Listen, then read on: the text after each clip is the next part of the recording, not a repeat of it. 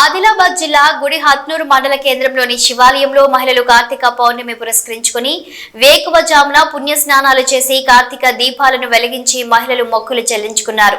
దేవాలయ ప్రాంగణంలో ఉసిరికాయలతో దీపాలను వెలిగిస్తూ తమ భక్తిని చాటుకున్నారు. తమ కుటుంబాలను చక్కగా చూడాలని మహాతులసిని వేడుకుంటున్నారు. ఉదయం 5 గంటల నుండి మహిళలు రావడంతో మహిళలతో శివాలయం కిటకిటలాడింది.